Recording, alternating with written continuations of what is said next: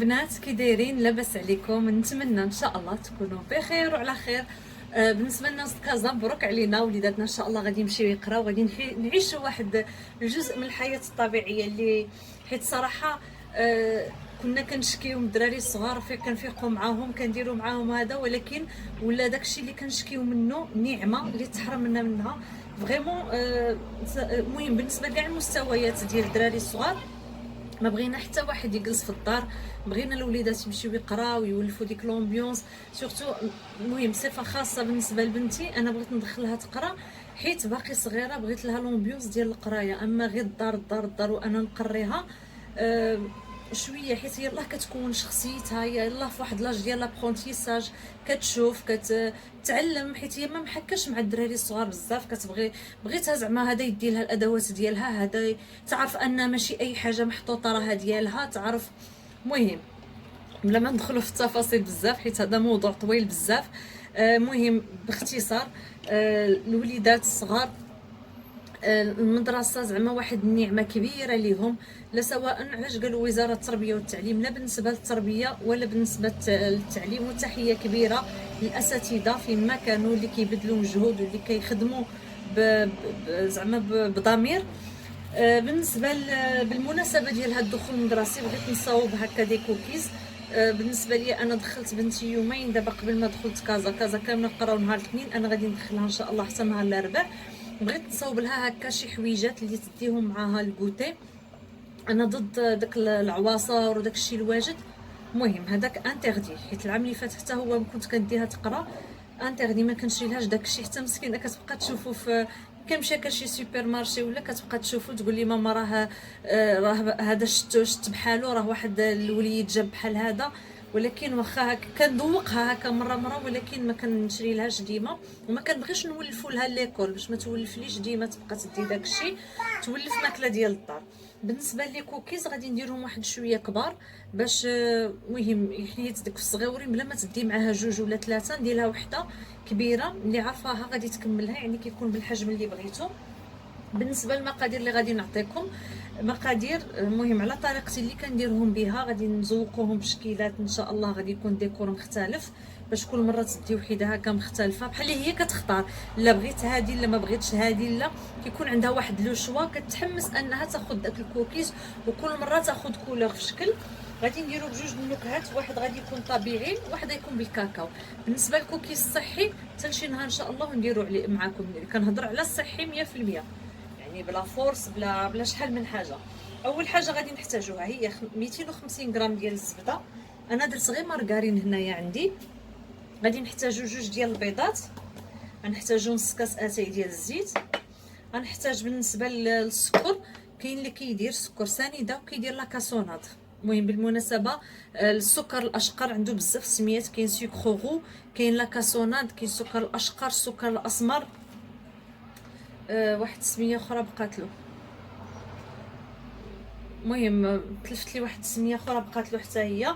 بالنسبه للناس هكا اللي كيسمع هكا عليه السميه وما كيعرفش شنو هو هذا، شنو غادي نقول لكم، ماشي صحي 100% ولكن حسن سنيده، حيت ما كيكونش مكرر بزاف د المرات، يقدر يكون مكرر غير مره واحده في الوزينات، ماشي بحال سنيده كيكون مكرر بزاف د المرات وزايدين له بزاف ديال المواد الصناعيه، هذا كيكون مكرر غير مره واحده دونك احسن.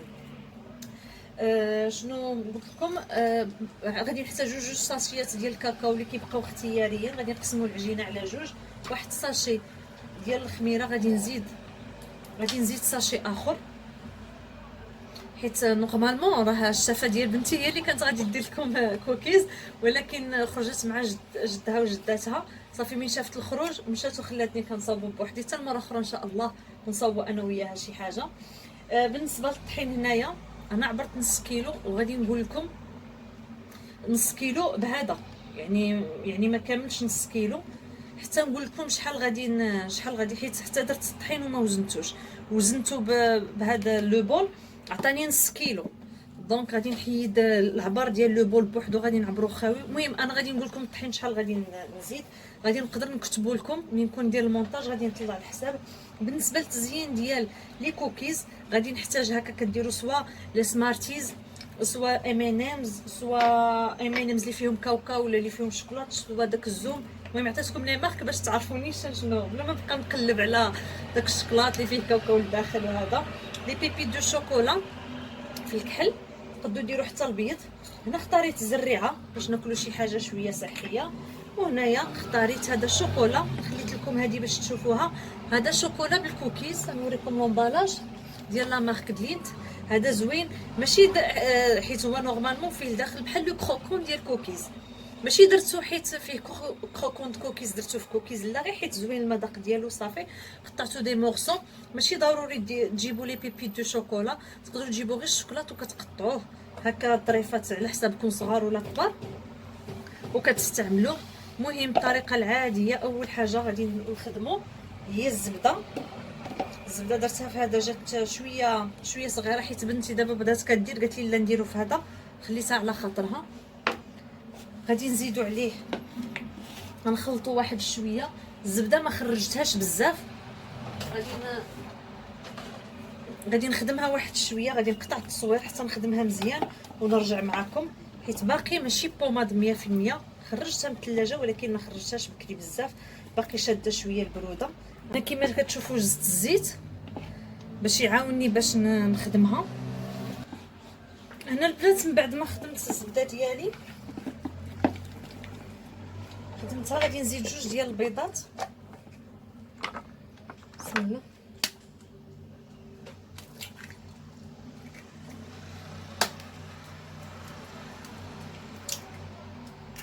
غادي نخدموهم حتى هما معاه.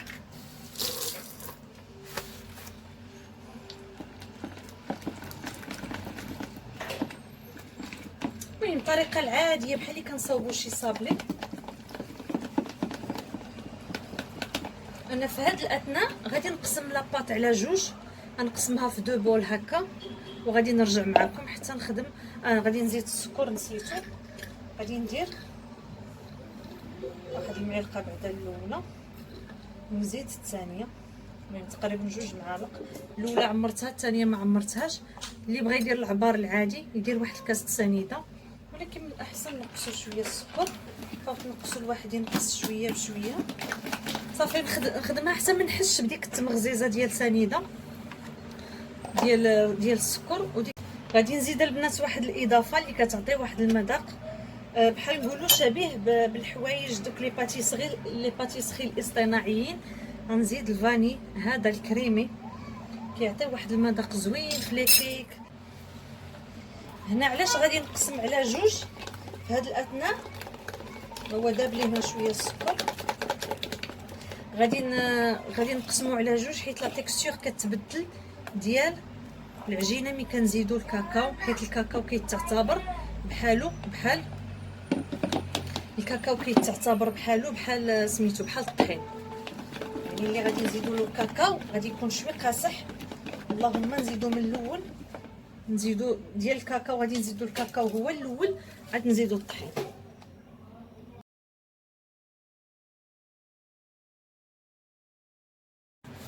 ودابا حداكم غادي نزيد الطحين، المعلقه الاولى، الزوجه والثالثه، مع دوك جوج معالق تقريبا ديال الكاكاو. حيت انا لا تيكستور اللي كنديرها سميتو ما كنديروش بحال الصابلي، كنخليه شويه جاري.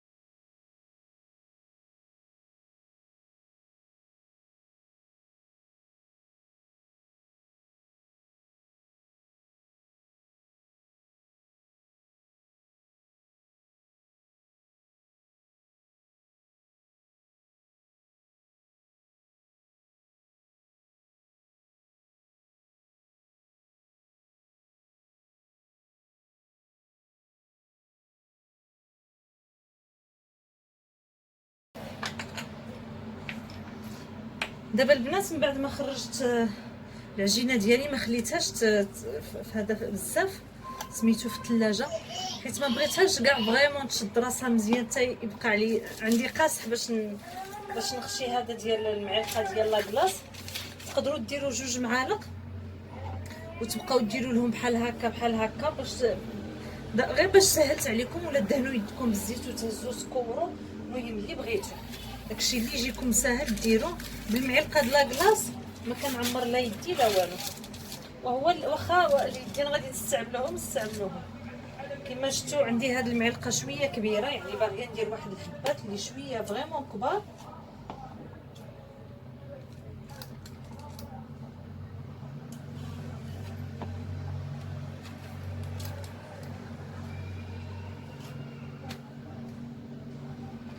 هادي غنقص منها شويه، الاولى درتها عامره بزاف. المهم كتبقاو عينكم ميزانكم، والصراحه ما كاينش بحال اليد، غير مازال ما شديتش العبار اللي غادي ندير.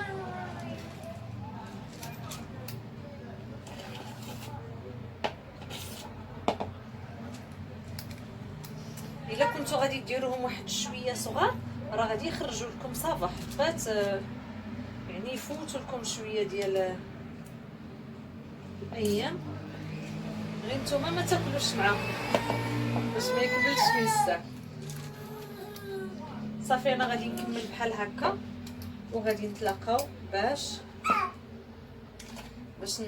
نشوفوا الشكل اللي قبل ما يدخل الفران. انا كيعجبني هذا الشكل يكون عشوائي ديال الكوكيز، ما عنديش ضروري يكون مقاد ومصاوب بحال لي صابلي، هو في الاصل ديالو كيكون هكا عشوائي. غادي نخليه بحال هكا حيت الزبده ملي كتسيح شويه كتاخذ واحد لافور. صافي انا غادي نكمل هكا بحال اللي غادي نحلهم غير واحد شويه باش ندير فيهم نزوقهم. اللي غادي يديرهم سامبل عاديين تقليديين بلي بيبيت غادي يديرهم في الداخل في العجينه ويخلطهم. صافي يخلط داك لي بيبيت ويديرهم على هذا الشكل هنايا في سميتو في الطاوه ولا في الصنين. صافي انا حليتهم غير واحد شويه باش نزوقهم وتجي لا ديكوراسيون باينه. واحسن مرحله كتعجب الدراري الصغار وهي الزواق. غادي نخالف كما قلت لكم الزواق، وغادي نديرهم شويه زعما عامرين، حيت بالنسبه لبنتي وحده مزيانه هكا في الكوتي، حيت عامره وكبيره دونك كنعمرها مزيان. الا كنتو غادي ديروهم صغار بحال وحده دير لكم 2.5 هكاك. الا كنتو غادي ديروهم صغار بحال داك كوكيز اللي كان كيتباع قولوا كاع 3 دير لكم. يعني الا شفتوا هاد العدد راه حيت الحبات كبار.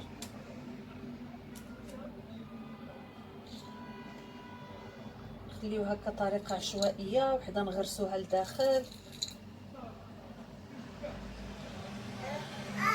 نخلي شويه حتى سميتو حتى الكوكيز الابيض ناتور العادي.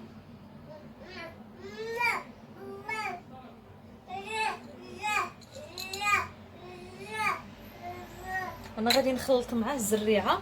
بغيتو ديروا بحال الطريقه اللي صوت معكم ديال الصابلي، داك الصابلي المالح ديال الزراره تقدروا ديروها، كل واحد ديروه بنوع.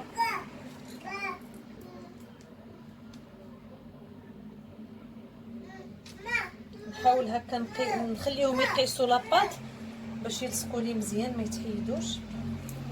بنتي كتعجبها الزريعه داكشي علاش درتها لها هكا. كيكون عندهم واحد الحماس ملي كتنوعوا لهم، زعما دابا بحال اللي كنكذبوا عليهم شويه اجي تختاري كوكيز اللي بغيتي، واش بغيتي هذا ولا هذا. هو راه نفس كوكيز غادي تاخذوا كل يوم. يقدر الا كان نفس الشكل الغد ليه ما تاكلوش ولا ما تشجعلوش، واخا كتشوفوهم في الاول ينقيو ديك الحاجه اللي كيبغيوها. نخلي هذا شويه لسميتو، واخا كتشوفوهم ينقيو ديك الحاجه اللي بحال مثلا هي الا بدات تاكل هذا غتبدا بالزريعه تبقى تنقي تتعيا واحد شويه عاد كتبقى تاكل كوكيز، ولكن في التالي كياكلوا حيت الماكله ديالهم ماشي بحال واحد كبير غادي غير يجي يبقى ياكل يعض. كيبغيو يكتشفوا يعضوا ديك الحاجه يشوفوا كي دايره.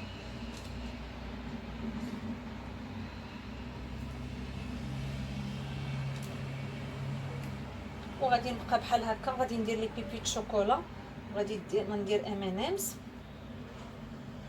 ونتلاقى معكم باش غادي ديجا نوجد هنايا بهذه ديال لا كلاص. غادي نوجد ونشوفوا لا ديكوراسيون ديال الشكل الثاني. فوالا البنات كملت هنايا لي كوكيز، باقي لي هنا شي حبيبات غادي نديرهم في الصني الاخر الصغير. وهادو كيما شفتوا البويض هنايا كتبان لا ديكوراسيون حسن. درت هذا بالكركاع، درت هذا بداك الشوكولا اللي وريتكم ديال الكوكيز، درت الشريحه، درت الزريعه، درت لي بيبي دو شوكولا وجاو بحال هكا. كيجي فريمون المنظر ديالهم زوين والمذاق اروع. دابا غادي ندخلهم الفران. غادي نكمل هاد الحبيبات اللي بقاو لي حتى هما ندير لهم لا ديكوراسيون اللي ما درتها، اللي غادي ندير واقيلا هذا، غادي نزيد هذا ونزيد عندي هنايا شوكولا نواغ. غادي نقطعوا دي مورسو وغادي نديرو معاهم ونتلاقاو باش نشوفوا الشكل النهائي. وهذا هو الشكل النهائي ديال لي كوكيز البنات. كيجي على هذا الشكل، كتخليوه يطيب حتى كيتحمر، ماشي بحال اللي صاب لي كنخليوه بيض. كيما شفتوا الشكل ديالو باش كيجي مقرمل، هو خصو يجي مقرمل، ما كيجيش من برا بحال اللي رطاب بحال اللي صاب لك. وكيبقى على حساب الذوق ديالكم باش بغيتو تعمروه. الا كنتو ديروه سامبل بلي بيبيت كديروه حتى في العجينه لداخل وكتزوقوا حتى من برا شويه باش كيجي باين. وصلنا دابا لاخر الفيديو، نتمنى ان شاء الله الوصفه تعجبكم. نتلاقاو ان شاء الله في وصفات جايين.